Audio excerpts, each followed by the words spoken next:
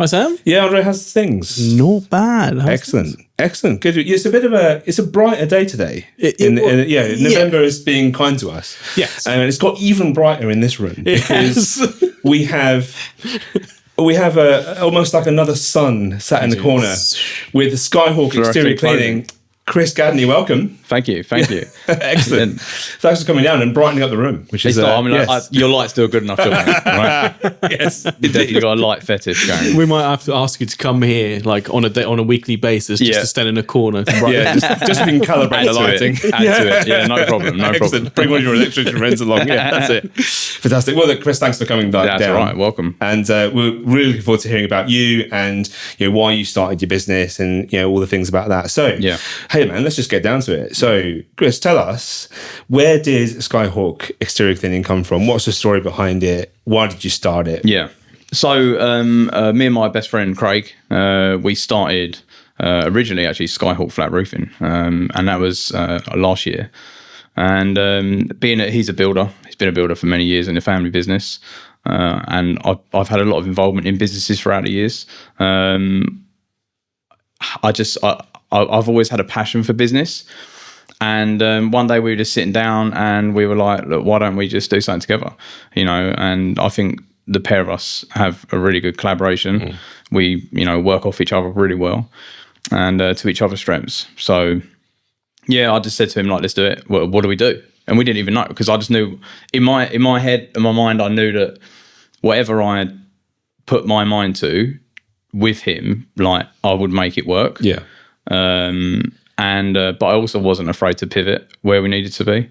So we just decided like we were going to do flat roofing. We gave it a try, and it didn't work out for us. And we did a lot of networking at the beginning.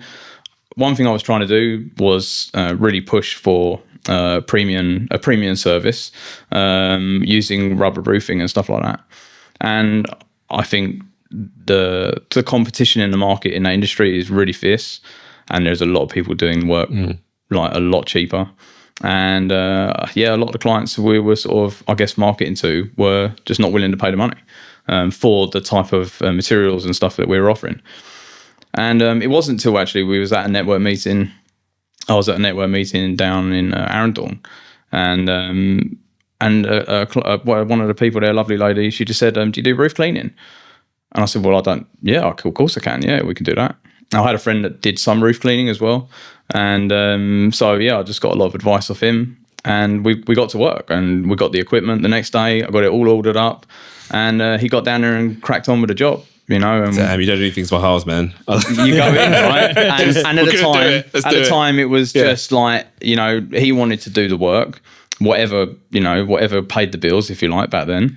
And then after that first job, we then started to get a little bit of traction. And I think for like social media and stuff, it was really easy to market, because you get a really good before and after. So the content came really easy, as opposed to roofing is pretty boring work to look at and to watch. So I was able just to pivot, and we did so, and it was just a better business model for us. And even though the industry still has people in it that are obviously going to be cheaper than we are, I just found that if we stuck to the pricing that we know makes sense for us as a business to grow and to be able to give the best service with the best tools, equipment that we can provide, it will carry us through, and it has done. And the results speak for themselves. That's where we're at right now. Like, we've gone from strength to strength, and we've introduced a full exterior cleaning, obviously, for our process throughout the year, pressure washing, both carrying on driveways, patio cleaning, but also introducing chemical cleaning, soft washing as well. It helps us massively to have that full scope of work. As much as I want to niche down and be an expert in that one service, you can't help but offer your clients more work, right? And when you go out to them, and where we are niching, if you like, on the roof cleaning, that is our specialty. That's what we do, for like 4 days a week at least. But when you're there and you're the experts above the house, they trust in you to do everything below. You know, and that's how we get our clients are the best clients.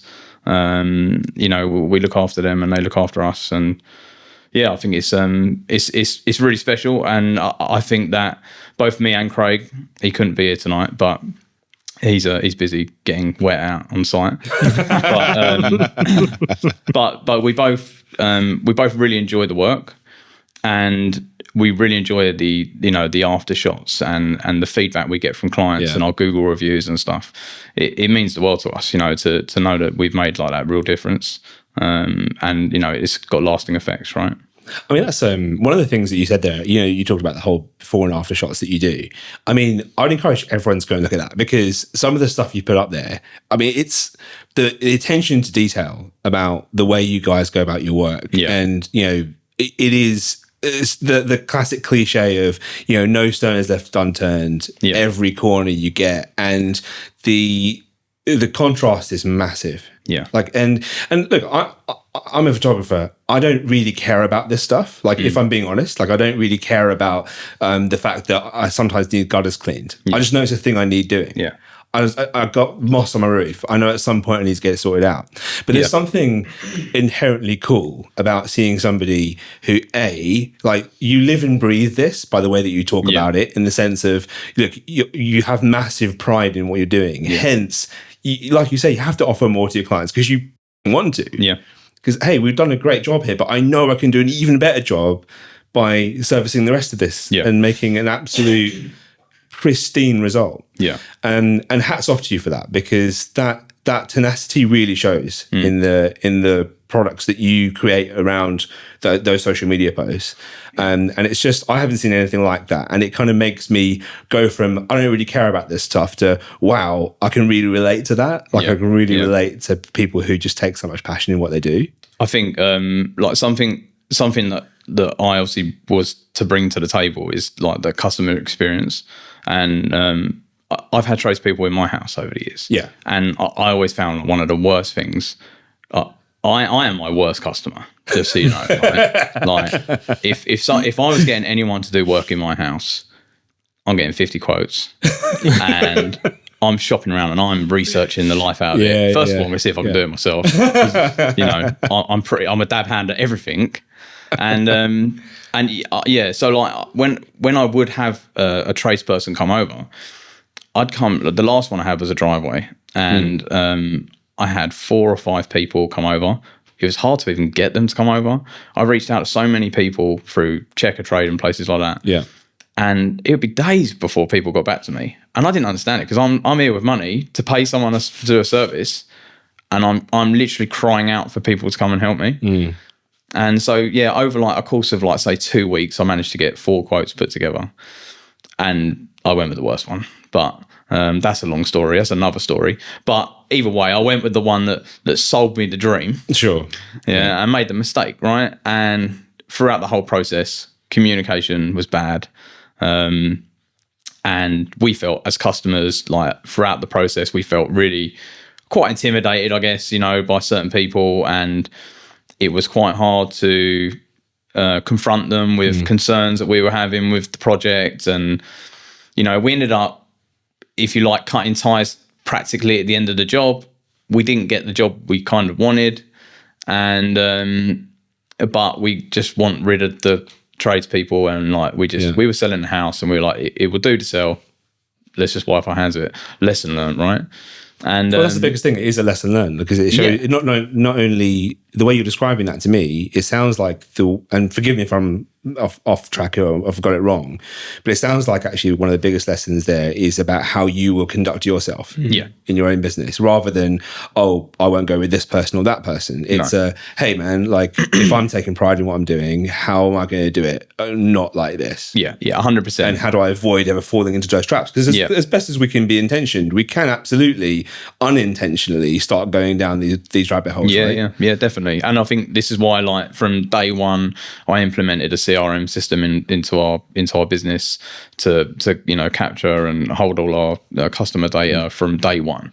And so we've always got that to retarget for marketing. But more importantly, like, I'm capturing the client from the lead source across through to a quoting stage, into the job for invoicing, and then the aftercare for feedback. And so it's that full package for us. And I'm hoping for the clients, when they come to us and they get a quote, for a start, I respond to any leads like within minutes, which I think I would in itself beat a lot of tradespeople, because ironically, like, it is like my business partner, he would not be able to get to the phone and get to these things, right? So, you know, I'm able to respond to people very quickly and straight away build that rapport with a client, which I think, you know, when they're sitting back in 2 weeks time and they're looking at a list of quotes, they're going to look at mine as come through professionally, you know, like we've got them on a system, they've received a proper quotation, versus the other ones that have sent them a text message, you know, or written it on a napkin or something, you know. And you know, that was another part of our my bad experiences was with quoting, and like we would get told a price, and then midway through any projects we were having done at home, the prices would change, and they would be like, oh, we've come across this, so it's extra, and this was extra, and it just made you feel like, all right, whenever I get any work done, they tell me the price is this, but I really should budget another like 20-30%, right? Yes. Yeah. And that's something I wanted to implement straight into the business. Like, we never do that. Yeah. Like, if we come out, we investigate it properly, we survey the job, and we'll quote the job accordingly. Now, if that job takes us another 2 days on top of our budget, that's down for us. You know, we have to take that loss, right? And that would never be put on a client. So yeah, that's just something I've always felt where we've differed, you know, from the competition, just that customer experience. And I think our reviews, you know, show that as well. Absolutely. How our clients do feel is communication and stuff throughout the whole process has always been good. And they really love it. And I've read some of the Google reviews that you've got, and it is like, I mean, they just gush and gush. Yeah. About it, and it isn't even necessarily what you're offering. It is about how you go about it, and that's such a almost USP that you have. Yeah. That is sacred, and it's great that you're going to live and die by that. That's fantastic. Of course. Because reputation's everything, right? Yeah. And I think, like same for you guys, you do a good job for one person, and then that could turn into 4 jobs over the next couple of years, right? So and with our business model, we obviously try and aim to, we'd love to be window cleaners, right? That's like really our, should I say, end goal? I don't know if that's end goal, but having a window cleaning sort of round in our business is gold, because you've got then hundreds or thousands of clients that you can obviously service with multiple different services in our business, as opposed to obviously our roof cleaning is more, dare I say, one and done in some cases. You know, like someone might be selling a house, you do that job and then you move on, and you may not see them for 4 or 5 years. So for us, we do a lot of gutter clearing this time of year. It's very, very popular. So we do a lot, and we set up a lot on plans and stuff to do, you know, sort of every 6 months, 12 months, 3 months on some properties if they got heavy tree coverage and stuff. And then that way it's another thing, because so many people would have gutters cleared, like you say, and then, you know, a year, 2 years time, they wait until there's a bit of a leak or something, and then they're rummaging through like paperwork trying to find who it was that, you know, came out last time, and then they end up jumping straight back onto the internet and to check a trade, and they're certain that whole process again, right? Whereas if you had someone from the get-go that you felt done a good service, and they was actually in touch with you regularly, you know, you'll be better. I mean, that's exactly right. That's kind of what I was alluding to before when I said, look, you know, I imagine a lot of people who aren't, you know, either in the trade that you're in or in trades generally, would just have those moments where I think, I need this thing done. It's a thing I need to just Google and search somebody, clear my gutters. Yeah. And like you say, in a couple of years' time, this leaky roof or this, that, and the other's going on. But what you're offering is that kind of, actually, no, this isn't just a one-off, one and done thing. It's you know, the way that you operate is that it was building that relationship with clients. Yeah, sure. And I love seeing that, and I love the way you talk about it. It just it kind of it rings true to all the things that I've seen of you on your social media channels and the Google reviews. Of the pride that you take, and that's excellent. Freaking love that. I think another thing as well, like, that's key. Like, we obviously know each other through networking, and that's something new to me this year. And I think that I would say I'm quite selfless in a networking environment. Like I'll happily go for months and months and have no work come my way. It doesn't matter to me too much. But I love to help other people. So I will often pass lots of work to people and know that one day, you know, it will come back to me, right? Yeah, absolutely. And even being here today, you know, was obviously through networking, which has been great for us. So I think that if you have a good network of people around you from multiple different trades, there's nothing better than turning up to a client who's just moved into a house or just moving into a house, and they're getting you to come over and inspect and survey and quote them for some work. And they're in a really difficult position because they've also got like someone that they need to get a removals company sorted, they need to get a plumber sorted, they need to get an electrician in to do the work, and they don't know who to go to. And they were in the same boat I was when I was trying to get, you know, my driveway done, right? And so the fact that we have this sort of close network, if you like, of trades and individuals that we know and trust, and we see the results, and we know that they're not going to be gone in 6 months' time, and it means a lot for us to be able to share that sort of around to everyone. Yeah, I mean, André, we do a lot of networking in various different guises, and it's exactly that, right? So, I mean, you know, when I recommend André, I know I'm recommending someone that I know is going to do a good job, but treat the client right, and because it's as much your reputation as well, yeah, going out that way. So, and that accountability that you hold to each other, I think is really important. Yeah.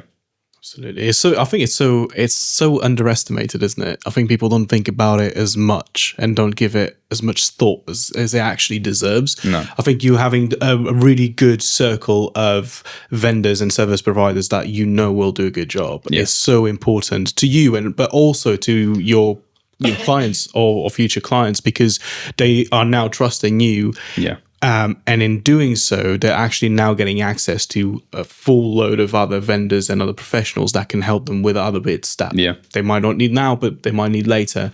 I think it's so important. And going back to that customer service and how much effort you put into it, it makes such a big difference, because I'm someone who, I'm not a very DIY person. Most of the things I need doing at home, I offload. It's like, nah, I'm not even going to attempt to finish that or do that. It's like, I'm not going to, because I'm just going to make it, I'm going to make it worse. Yeah. I mean, I'm glad that people can't see what's behind the cameras right now, because it's just an unfinished house, but but there we go. So I'm with you guys. Yeah. Gosh. But there's nothing worse than getting someone to come into your property, into your house, and you know, it's difficult. You know, you only communicated over text message, like you mentioned. You only had a few interactions, and then you've got this stranger coming into your house. Yeah. And, you know, they're just quiet. They just go in little, you know, I suppose they just want to get the job done. Yeah. But there's a lot to be said about actually just take the time to actually have a conversation, introduce yourself, tell us what you're doing as you're doing it and whatever, because then you kind of putting that person at ease, and means that whenever they need you again, they'll contact you because you took the time and effort to actually explain, to develop that relationship, which is so important and underrated. Yeah. And I think, you know, just going by your reviews, it just goes to show that you put a lot of effort into that. So other than that. Yeah, no, funnily, I actually had a client today, or last night, reached out. He lives over in Singapore, and we've done some work at his property for him, and obviously liaised with the tenants and stuff. Oh, like that. Crawley Horsham, Singapore, international. Yeah, exactly. Yeah, moving. And no, but he's a lovely guy, and right from the get-go, he had like a list of problems with the property, and I just fell into the guy that just had to help him do everything. Like, and obviously it's not my job, but like, we're there doing the roof clean and stuff like that, and gutter clearing, and then we're doing some minor repairs to the guttering for him. And like, while I'm there, like, we obviously, whenever we do a roof clean, we always inspect it afterwards. And one of the things we'll do, like, because very often there's always broken tiles or, you know, the bits and pieces wrong with the roof that we find, you know, during and after the clean. So we'll document them all for him. And normally the client's there, right? So he's not. So we'll send him some photos, and we'll just say, like, look, this is what we found, you know, and with our network of roofers that we got around us as well, we was able to sort of put him in touch with someone. And then last night I get a message, and he said, oh, like, the neighbour next door sent over a picture. This certain part of guttering is like hanging off all of a sudden. And he's like, oh, right. And he's like, is there any chance you can like sort it for me? Right, yeah, no problem. Like, There's every chance I can sort it. I'll get over, because I know that he's not around and he hasn't got anyone he trusts to deal with it, right? Sure. So, I'll just pop by, see the tenant, go in, have a look, see what he's doing, and I could put something together for him. And if I can't fix it directly myself, then I know people that I trust that can deal with it for him, and it's quite nice, that. And then eventually, like, these contacts will, they will stay with you because they trust you, and that's what's important. Trust is such an important, massive factor, isn't it? Especially when you run your own business, and when you're trying to build like a network of clients and people that trust you. Obviously, you've met Sam before. We haven't spoken before, so I'm finding out, and this is what I love about this podcast, is that Sam knows most of the people, and I come in and I try to be as naive and have as little information as possible, so that I can actually naturally get to know you. Yeah. So tell me a little bit about Chris and how it went from point A to now being here.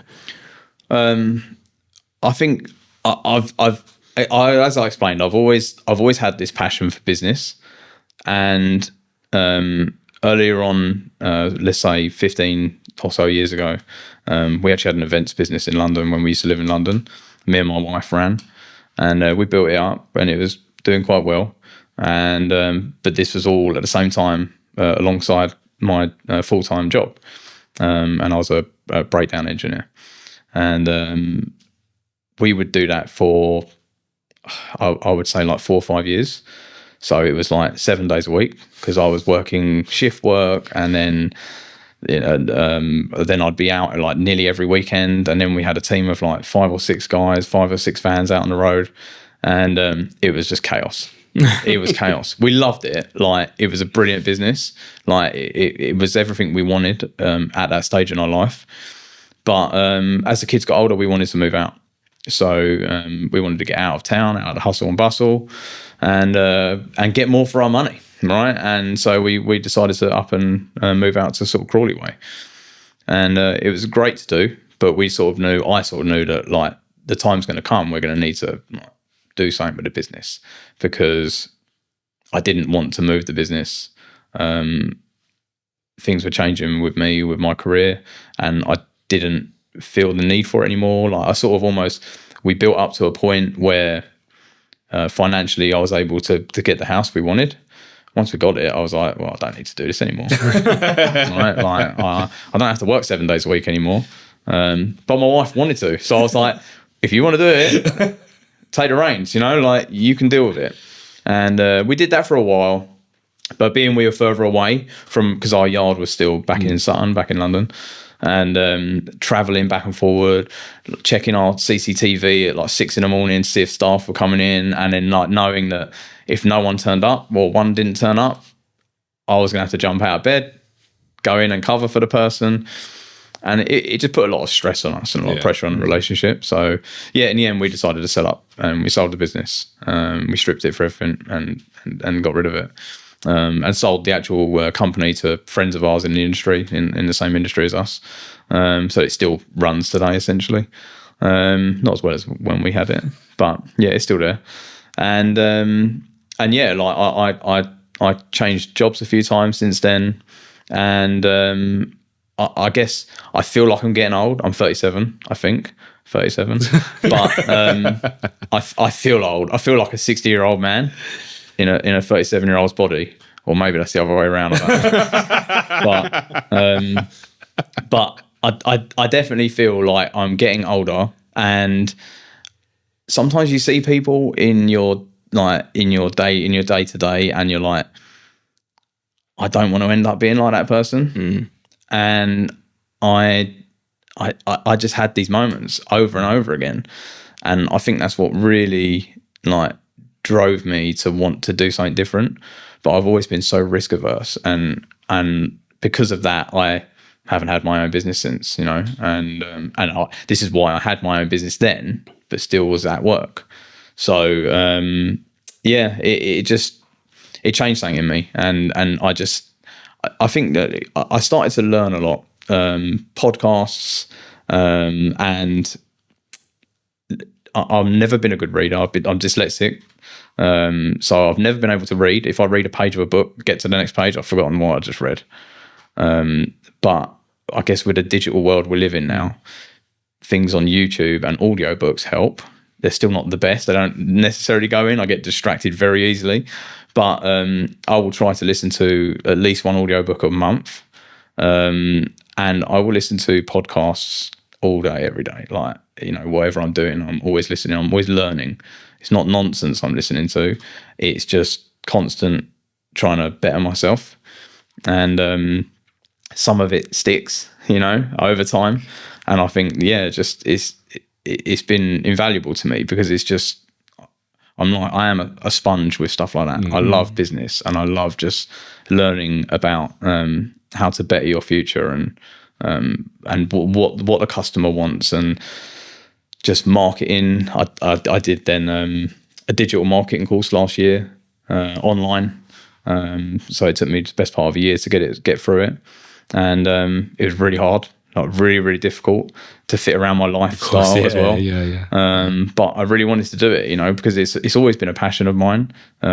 Just everything about marketing to me is quite fascinating. And really, like in my job now, that is like one of my big drivers, right? I am the marketer of the business, and I'm the one that sort of obviously grows the business, behind the scenes. So, it's been a journey for sure, but hopefully one that we will be able to continue, and we will continue, and the business will go from strength to strength, and I love every minute. My wife hates it sometimes because I will come in and she'll be like, I was talking to you. Was you? Yeah, you just said about a job you lost. And I'm like, did I? Like, are you sure you was talking to me? So I'm like, I'm sorry. I am sorry. You sometimes just got to shout at me because I do. I get obsessed. I do get obsessed about business and stuff. And my own business is what I obsess about. But if it's not my own business, I find myself always helping other people. And again, that selflessness in me. And I've got lots of people in the same industry as me and completely different industries. I'm always there to offer advice.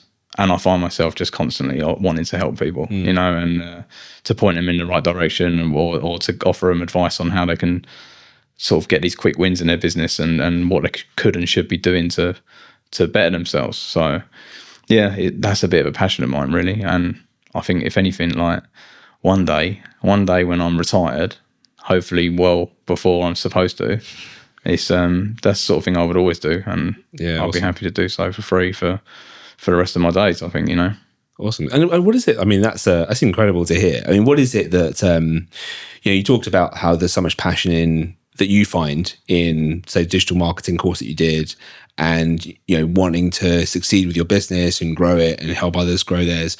Is there any element in particular that really grips you? Like, is it about how just people interact with businesses, or how people go about, wanting to buy something, the whole sales process, the marketing process, around like the psychology of it? I think something. Yeah, psychology. I think is actually something, without realizing it's that is exactly what it is. And I think very often, like there's a journey a customer will go through, and you try to put yourself in their shoes, like we've already discussed about. Yeah. And I think you need to be like 3 steps ahead of your customer, and you need to be putting yourself in the places that need to be for them to recognize you. So a lot of the time we have to spend money and time and effort into building awareness in your brand and parts of your business and offers, for instance, to people that don't know they need your services right now. And a lot of that for me when building our brand was about, like, we have to start something today so that in 3, 4, 5 years' time, we've got this long list of almost like just clues for clients to find you. And like, for instance, on a social media side or with SEO and websites, I think that, like, if you don't if you don't make the effort to post every single week multiple times in the multiple different locations across all of the directories and websites and social media places, people won't see these posts. These posts that we put, for instance, last week I done one in Bolney and we did a big project there. It might be a year or two, but if someone in Bolney is then searching that service in their town, like they will find us, hopefully at the top of the rankings because of the posts and, you know, the Google business, the Google My Business page posts that we put up, to the Facebook post, to the Instagram post, to the TikTok post. It will push us up there. And you have to put that effort in at the beginning everywhere and just continue with it, right? Because that's what's then going to create the snowball effect, isn't it? Like down the line. So yeah. Nice. And that's, I mean, what I love about the way you describe this is, you know, I mean, I know, you know, André, we've had lots of conversations in and outside of this podcast with various different, you know, business leaders or people who own their own businesses who are trying to move things forward. There's something very different that you did with this part of the conversation, which I just want to commend you for, because a lot of people talk about going on this client journey. And a lot of people talk about, you know, being a few steps ahead, like you say. And then what invariably happens is the conversation ends up with, and that's how you get them. Yeah. You know, and that's how you seal the deal. But you never did that. You went on to, and this is how we create something amazing. Yeah. And your tenacity around, look, I'm going to post everywhere. I'm going to make sure that people, because like you say, you know, not every day do you need your roof cleaned or this. Not every day you need a photographer or a videographer. But when they do, you want to be the person they think of. Yeah. And A, you're doing that through what sounds like a very well thought out plan, but B, you've got the backing of the authenticity of how you present yourself behind it. Yeah. I mean, that's just a winning formula. Like, I mean, I want to come work for you, you know? There's always openings. For photographers, definitely. Yeah, definitely. Yeah. Yeah, that's Brilliant. The one thing, like with my lads on when they're out on a job, I'm like, guys, make sure you get good photos, right? Yeah, make sure you get good photos. Make sure you set that camera up. And sometimes they mess about and I'm like, do one. Like, it's raining. It's raining. There's nothing no one can see. Just try, though, yeah? Try to make sure you get these good shots. End of the day, I'll be like, how'd you get on, guys? Did you get any good photos? And you get like one photo back. And you're like, oh, damn it, guys. Like, you're killing me here. What am I supposed to post on Facebook tonight? Yeah. You know? But yeah, that customer journey and trying to think ahead of for the marketing aspect, I think it's fascinating, and sometimes people, I could talk to people about it for hours, but some people understand it and some people don't understand it, and sometimes you can talk to people and say to them, like, for instance, we have friends in our industry that charge little to no money for some services, and I'll be like, you're portraying yourself cheap and no one's going to trust you. You know, like, if you are too cheap at your job, what does it say for you? You know, like at the end of the day, you're selling a very cheap service, and because of that, you can't afford the right equipment, and you can't afford the right insurances, and you can't afford to be trained. You can't afford to have uniform, you know. So long when you turn up, you don't look presentable and trustworthy. And blindingly bright. Yes, yeah, exactly that. So this is another thing actually brilliant, because we were talking on the networking sort of channel about trying to find someone who does apparel, and I know you've got a gentleman, so I definitely need to reach out to him, because we keep saying, like, I want to buy loads of different clothing, loads of different stuff for the lads, but I want to go and feel it. Yeah. You know, and like sometimes like I don't want to spend hundreds and hundreds of pounds online, and then it turns up and it's not quite what you want. Yes. Like, if I'm going to go and spend a lot of money on uniform, like, it needs to be, I need to touch it and feel it. And I guess a bit like even in our industry, people buy from people. So a lot of the time we have to go out and survey a property and, to see the client, because, nowadays, yes, we do a lot of digital marketing. We do a lot of our advertising on Meta, Facebook and Instagram, and we get loads of leads come through. And some of these people we can't go and see. right? They might be a little bit too far away. And a lot of people were shopping around for prices. Especially like the intent is a little low on that sort of platform. But you have to entertain them just like any other customer, and you have to give them, you know, the time they deserve, and as much as some may not even answer the phone. Well, that's the thing. I mean, but that is part of it. It comes down to that, you know, that one conversation with somebody who you might otherwise assume is maybe lukewarm at best. Yeah. That could lead to all sorts of things. Yeah, I mean, we've 100%. all experienced that, right? Yeah, Where 100%. the most unlikely source, or the most, you know, the coldest lead. Yeah. It turns into something massive. Yeah. So you must never discount or dismiss these things. And it's an interesting point you make about, because I guess I just want to ask a question about this. You mentioned about people in the industry, you know, who charge really little, and you sort of you look at that and you think, oh, you know, what does it say about you? You're underselling yourself. So in your industry, is there a market rate of what you do, or is there actually a huge variation because there's a huge variation in quality? Or No, I mean, yes, there is a big variation in price and quality. Quite typical for our industry to have, especially in the roof cleaning. A lot of time, people don't want you climbing around on the roof, and in some cases, there is a need for safely to be on a roof for working, but you have to, you know, factor in like the time you're spending on the roof, right? And if you're there for 2 days cleaning a roof, like that's not really practical to be on a ladder or anything unless you're harnessed up, and that's a whole, you know, another kettle of fish to open. But it's yes, there will be people that will just like run around on the roof with normal pressure wash lances cleaning a roof for next to no money, and the results are normally quite shocking. Okay, they might look all right on the day when it's wet, but a week later and it's dried up, and you know the person's phone number's been disconnected, and you realise why the guy that knocked on your door and done a little test patch on the corner of your roof showed you how great the results could be.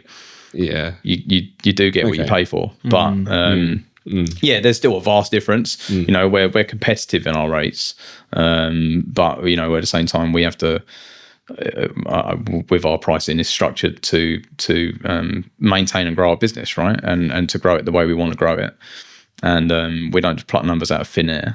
It's all of our prices is generally calculated from the square meterage of a roof, and then we have to factor in conditions such as access, and how heavily impacted, you know, the tiles are on a roof, for instance.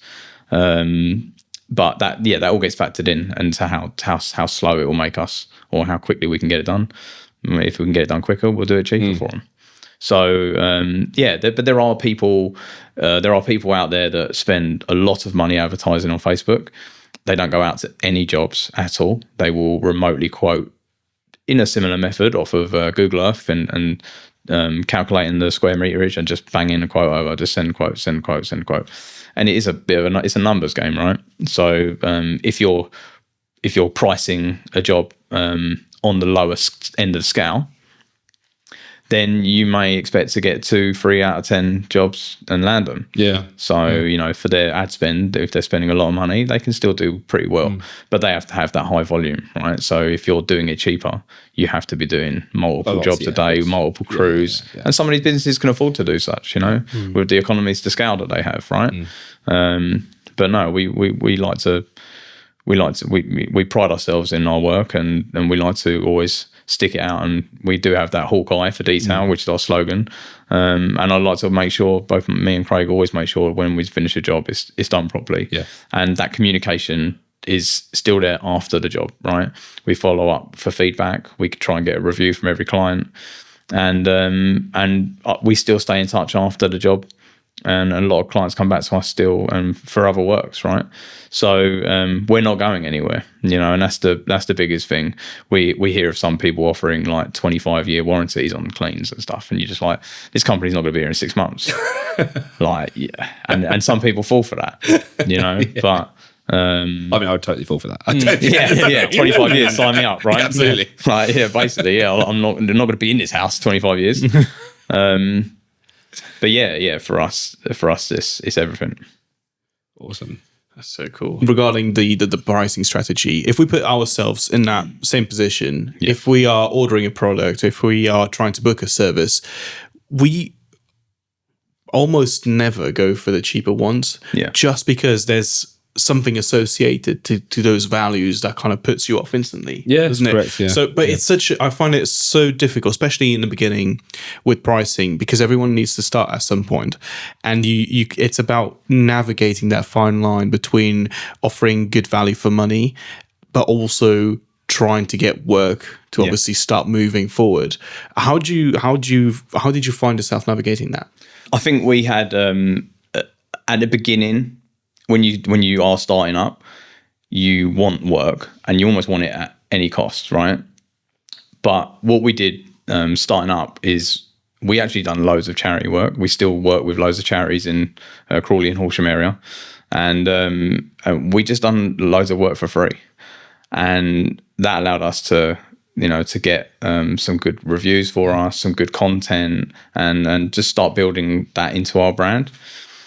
But very quickly, like after we, calculated our margins on our work and for certain aspects of certain jobs that we do, like I made it very clear that we had to be hitting these targets every day or on every job, or there is no point in doing the job, right? Because you're running at a loss. And for us, if we was, I know there's people in our industry that, for instance, on Facebook advertising, it's good if you're getting 1 in 10 convert into a job. I know there are people out there that will convert 9 to 10 out of 10. That in all the absorbing learning that I've done over the years is told me that you're too cheap. And there will be one-man band companies out there like taking cash for every job they can, hiding it from the tax man. And that's okay for some people, right? But for us, it's not about we can't grow a business that way. And we've had to just stick to our guns on our pricing. And it will mean that we lose out.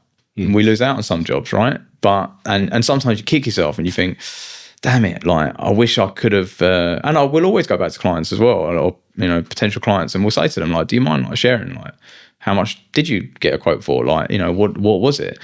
And very often it's like it can be nowhere near us, and I'm like I understand why they're going to it, because it's really cheap, but you pay peanuts and get monkeys sometimes. And I think that, dare I say, like that client in that case isn't the client that we would want, right? And that's something we've had to be comfortable with, that like not everyone is a perfect fit for us, and we're not a perfect fit for everyone else. Some people have different motivations, and obviously everyone has different budgets. So if someone just wants a cheap job and they want a okay result, and they're not too worried about follow-up service and all the rest of it, then they can go to these people. That's it. But they're not the clients we want to be working with. I mean, there's definitely a difference between making a living and growing a business, isn't it? Like you can do the job just to pay your bills, but if you actually want to scale and offer something better to more people, then you need to be charging a little bit more, because otherwise how would you cover those extra costs? 100%. I mean, and it comes like equipment and training. There's constantly training courses that we can go on to broaden our expertise. We're currently we're working with a lot of clients with heritage buildings, doing a lot of stonework cleaning, and we subcontract to friends and stuff that we work closely with that are kitted out for, like, say, steam cleaning and things. But that's all then something that we're getting into ourselves, like we subcontract someone in. I've always told my partner that, like, if I have to subcontract someone in like twice to do a job, we should be doing it ourselves, right? If we're getting that sort of work, it's profitable for us in a business to have it, and to buy the equipment, it's affordable, then that's something we will invest in. And I think that's the only way you can like sort of scale your business. It's not just you're throwing mud at the wall and seeing what sticks. You got to try and you got to test these things diligently. And yeah, like I think it's the best way to come against these sort of things, you know. Mm-hmm. I mean, it has happened definitely to me, and I'm sure it's happened to you, where exactly what you said. Sometimes, you know, you go and do a shoot or whatever, and you end up renting a lens. And this is just a very simple example. And it's like, from the moment you rent that lens 2-3 times, you know, you probably should just buy it because, you know, you are using it a bit more often. And if you could get it, then you could get, you know, the scope of the things that you could do is so much bigger. Yeah. You can now offer that extra service. So I think it definitely makes sense in that way too. If you are using, you know, if you're outsourcing and subcontracting at a price, and you do it so often, you might as well just get the knowledge, get the equipment, and do it yourself in the end. We was talking off camera about you know, the new Insta 360 camera that a friend of mine in our industry, he said to me, "Look, don't tell anyone." I said everyone now knows, but he was like, "Don't tell anyone else. This is the camera you use, right, for gutter cleaning." I was like, "Okay," and I know everyone else uses like a cheap GoPro or a cheap camera up on the top. Gives really bad quality images. So like he literally rung me one day and he was doing a gutter clearing job, and he rung me from his Insta camera on top of his pole, and he's like, "Can you see what I'm doing?" And I'm like, "Yeah." I'm like, "Wow, that's amazing." And he's like, "I know, and I'm talking to you down here. And look, you can see what I'm doing, and so can I." And then he has it on his chest strap, and he's like, "Look, don't tell anyone on this either. Like, you don't mount them on the pole, you mount it on the chest strap. You got to go and get this." So we had like a conversation 2 days later, and I spent about £1,000 doing buying cameras and mounts and all sorts of different things. I'm just like messaging him, "What else? Right? Yeah, send me the link. Right? Just order all this stuff, get all this stuff turned up." And I'm like, "Oh my God, like, what do I do with this?" So like looking at all your cameras here, like we were saying, like it gives me anxiety just looking at it. But it's been invaluable to us because like even yesterday we was able to do a commercial job. We go out and do a free survey on any job like that, any commercial building, and we're able just to throw the camera straight up on a pole. No need for cherry pickers or anything, and we can just put it straight up and conduct a survey with this camera on my phone, on my chest, just wiggling around, looking all the way around me in 8K, and it's brilliant. Like, I can see everything, and then the client can see it, you know. I'm able to record that, show it to the client, and again, it's that trust building, right? Because we're not just like saying we're going to come and clear your gutters and there's nothing in there. I mean, the freaking irony of that, though, is that the only thing I'm taking away from that is to never tell you a secret ever. Everyone will know, right? Because you'll just go on a podcast that goes on YouTube for the entire world to see and be like, "Well, this guy 100%. Said not to tell anyone, but..." But there we are, Chris Gadney, everybody. But now you know the name. That like you just won't get. Not everyone will want to invest in this sort of stuff, right? Of course, and some people will be like, "There's no way I'll spend that." Yeah. But I see value in it. Like for things a bigger like picture that. For it though. You're looking at. You're not just looking at it as this might take pretty pictures for 1 or 2 elements of things I'm looking to do. You're looking at the whole package. Of this fits. Does this fit neatly into what my business ethos is? You know, if I was to put this on a chart of yes, this fits in my business ethos or no, where does it sit? If it does, you pretty much have to go with it, don't you? Yeah, because. It's just a philosophy by which we should all do things, right? It's just, if it's true to you and authentic to what you're trying to go for, then it's probably something you should really look at doing. And it's not just about what it can do; it's about what it does for your business going forward and how it can grow for you and with you. Yeah. Because and conversely, don't buy something if you think it's just going to do those 1 or 2 things and that's it. No. That's an easy trap for us to all fall into, right? Yeah. And it's nice to have it's nice to have a good framework for that for all of us, because I mean we talked about these analogies, the cameras, the lenses, etc. One day, I mean almost every day, I'd say we tend to look back as to how far we've come in our journey, and a lot of the times where we may have stumbled will have been when we just tried to do something that wasn't really us, or we were chasing trend of something, or this seemed right because everyone else was doing it this way. Yeah. I can think of a lot of examples for that for me, but the ones where I look back and say, "Oh, that really worked. That really worked because that was true to where I was going with it." Even if it wouldn't have been obvious to somebody else. Yeah. You know, if you're telling that story about the Insta360 camera to, another person in your industry, I'm sure you'll meet, of the 10 people you tell, 5, 6, 7 will just look at you blankly and be like, don't really get that. Don't really understand it. But okay, fine. There's something else for them. But it's staying true to that, I think, is really, really important. We see a lot of people in this industry that doubt like the work you're able to do, and I think that's like why equipment like that for us, it allows us to, we can attend a 3-4 story building in Brighton, which are, there's a lot of them around there, and they're the most awkward buildings I've ever come across. But we'll be able to go extremely high with our systems from the ground with no ladders, so it's the safest way for us to work, and we can see everything up top. Then again, that client can see it as well. So it allows you to do a proper job. Whereas so many people that don't have that equipment, they will just throw like a vacuum potentially up there, and they're just wiggle it around up there. Yeah, that's it. And this has caught a bunch of stuff. Yeah, we're guilty of it. We've done this, and we've done a job, and we're like, that feels really good. Cool. Throw the camera up. You're like, oh, we didn't get any of it. Like, what was that? Like, what was we actually doing for the last 5 minutes up there? So you got to invest in the right equipment to get the right results, and you educate people as well, don't you? Because coming back a little bit to what you were saying around the types of clients you want versus the ones you don't. It's I'll have my hands up. I'll say if I needed tomorrow, or not now. Now that we've had this conversation, it's different. But had we not had this conversation, I'd say tomorrow if I needed my gutters cleaned, I would just go and find the cheapest quote, because to me, gutter cleaning is gutter cleaning. Yeah. I don't appreciate the skill behind it. I don't appreciate the amount of time, hours, graft that people have put in to actually be able to do that stuff. Yeah. What's involved. I just know it needs to get done. Yeah.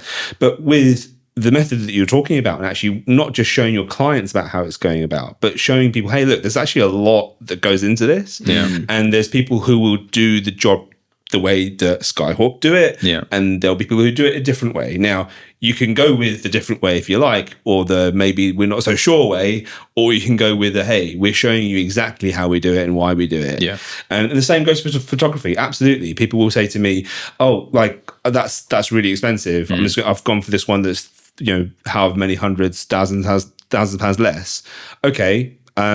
Cool. That's fine, and I'm sure you did it because it was I just need this thing captured. I just need the photos done. Yeah, I just need someone with a good camera, right?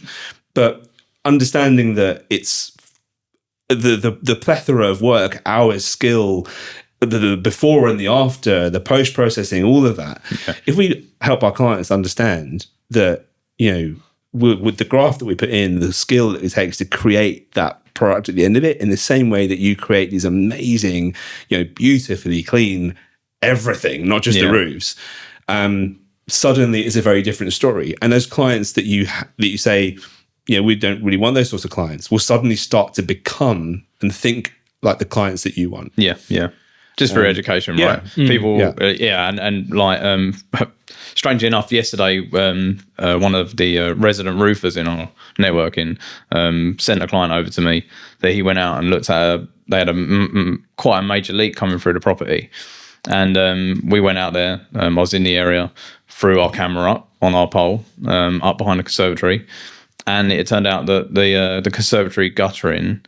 Between the conservatory and the building, it has like a valley there, right? And the tiles were really, really close to the conservatory. It's not been built very well, and she said to me, "We did have the gutters cleaned like 6 months ago." I was like, "Did they clean up there?" She goes, "I don't know." Like, and I looked at it with the camera, and I was like, "They did not clean that." Like, I know they didn't, because I could. Like, it is such an awkward job.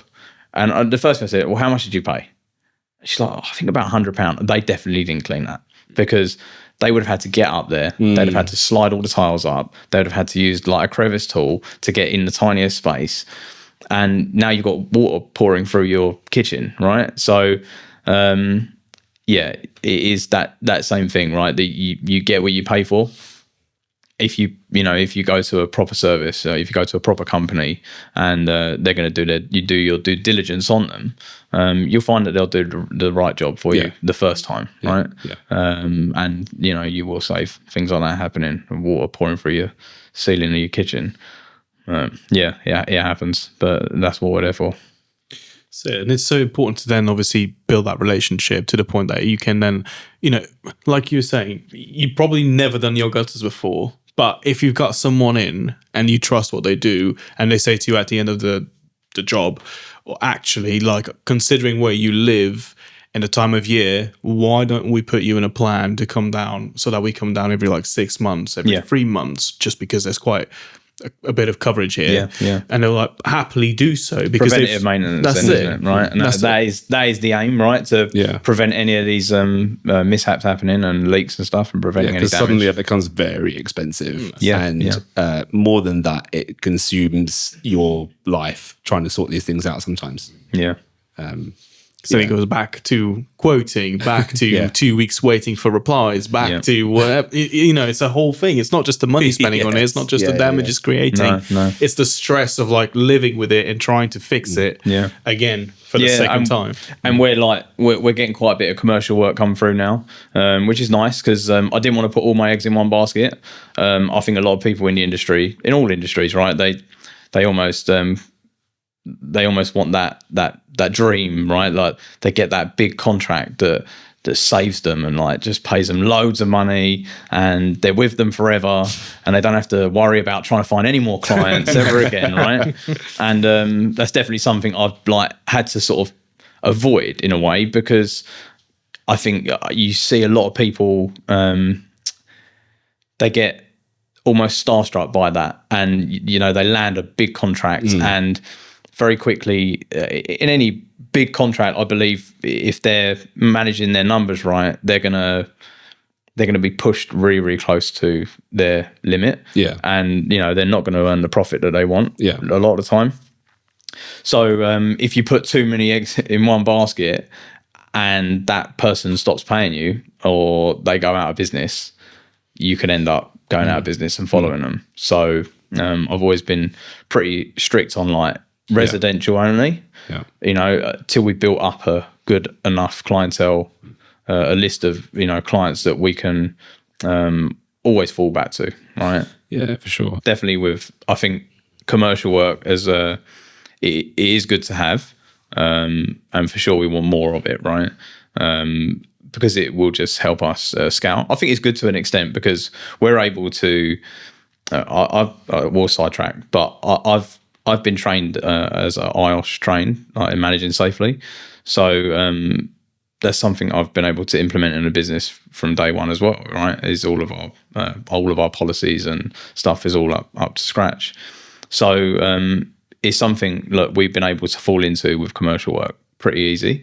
And we're currently just becoming a safe contractor registered, which is jumping through a million hoops, right? But you do them things because then to these sort of contractors, they know that you have everything in place, in order. They know all your health and safety documentation's in place. They know they can trust in you and rely on you. I think that helps hold you to a high standard. Without that stuff, yes, I know people can sort of smirk and be like, well, sod doing all that stuff, right? Like, who wants to, go through all of them hoops and stuff? But yeah, it does help you. It helps you hold you to a high standard. And I think that it's definitely something me and my business partner like strive for, like just trying to be better than anyone else. From a health and safety standpoint as well, right? It means that we have to take extra measures. And again, this is where sometimes cost comes into it, but we would rather do it the right way, right time. And there's some things you're just not going to compromise on. No, exactly. Once you have that mindset, you're not suddenly going to be like, do you know what? Nah, do you know what? That job, we just won't do that. It's not going to happen. No. So, and that makes total sense. Excellent. And one thing, Chris, just to touch on, what would you say your biggest learning is from when you went from, you mentioned you had that roofing business. Yeah. Which ultimately didn't quite work out. No. And then you moved into where you are now. What was the biggest learning from that, do you think? Not being afraid to pivot. I think because sometimes you can hold on to things. And in business, I think you should never be afraid to adapt because, I mean, thankfully, I didn't do this. I say thankfully, some people got very lucky in COVID with business, right? Some people adapted their businesses through COVID and managed to make massive leaps and bounds, right? But I think you've always got to be ready for something like that. You know, like anything like that can happen again to anyone. And you've got to be ready to quickly adapt your business. And I think that was the biggest takeaway really for us. It's scary, right? And it's bloody time consuming because there's nothing worse than like changing your website, domain names, logos, like, you know, everything. But it's what we needed to do. Otherwise we could have just clung on to that, like, that hope, right? And like, of course we could have carried on and we could have made a try and I could have pushed it and we could have dropped our prices to be competitive with other people. But this made more sense. This was a better business model for us, and it gives us more joy in our work, and it suits me and him better, you know. So it's much more for us. Like it's much more scalable, and that's definitely where we want to push for it. Yeah, awesome. And I guess that leads nicely onto really what is the final question we always ask everybody on this podcast, which is, you know, where do you now see Skyhawk going? So you've told us a great story about how it's come to be and your philosophies around that really resonate. And you told us, you hinted us a little bit around the whole window cleaning situation, but what's the next step? Where do you see your next, you know, year, 5 years, 10 years? What does that look like to you? I would like to say in the next 5 years, I would definitely like to acquire a few window cleaning businesses, just to, if anything, to gather the customers, right? Sure. It makes sense in some cases to purchase the businesses, right? To acquire them with their customer database, but it has to be the right fit for us, right? It's quite traditional in that sector that when people do acquire a business in that manner, they lose a lot of clients because traditionally you might be dealing with an older business that wasn't, say, on any digital systems and they were still paying like £5 for window cleaning, you know. And so when you come along factors, and increase their prices by 100%, you know, like a lot of them could end up dropping off. But down the line, I think that would be a good fit for us. It's not the most profitable business, but it's repeat business, right? And repeat custom. So I think that will just tie in nicely. But obviously our gutter clearing is also doing a great job of being a good repeat business for us as well. And I just want to just grow our brand. And I just want to be that front of mind for people, especially in like our area. You know, we obviously cover from Crawley all the way, say from Red Hill down to Brighton, like along the corridor of the M23, if you like. And I think I just want to be the first point of call for a lot of people, because there's not a lot of people in our industry where it's not like a household name, right? Sure. And I'm not expecting to be like the next McDonald's, obviously. You've got the wrong colour shirt on for that. Exactly. Yeah. I'm gonna have stars on my sort of clothing. But no, I would like to get the business more out there, get the brand more out there, and we do a lot of charity work, and it's that whole package, right? The charities we work with, I think like that's been a big thing for us from day one. We always wanted to work with charities in our area, and we'll always carry on doing it, you know, because we think it's a great opportunity for us and to help them. Fantastic. That's awesome. It's incredible. Yeah. I think charity work is just so, it's one of those things where initially you think, oh, you're going to it's going to be a loss. Yeah. Almost 100% of the time. But it's so rewarding to do, isn't it? You feel you feel that instant gratification and reward of like just doing something because you know that you're actually helping someone or something, you're helping a good cause. If people want to find out a bit more about what you do and want to see your social and also the kind of stuff you do with the Insta360 X5, in case nobody got the name, where can they go for that? Yeah, just on our Facebook page, just search Skyhawk Exterior Cleaning. It's the same for Instagram and TikTok, or the website, skyhawkexteriorcleaning.co.uk. Brilliant. Perfect. Excellent. Well, Chris, thanks so much for coming on. No problem. No, it's been a pleasure. It's been wicked. I love this one. And you did not disappoint. Thank you. I've dreaded coming, like this is it's like this with all the networking stuff we do, right? They always say you've got to put yourself out of your comfort zone. Yes. And if you're not putting yourself out of your comfort zone, you're not ever going to change or grow, and better yourself. So like the right clients gravitate towards you, Chris, the right guests gravitate towards us as well. Because we want people who really care about what they do and have a massive pride in what they do, because we all relate to that. And that always fosters a conversation where I've learned a ton today, and that only happens because we bring people like you who are so driven, so passionate, and it's bigger than just what you're doing.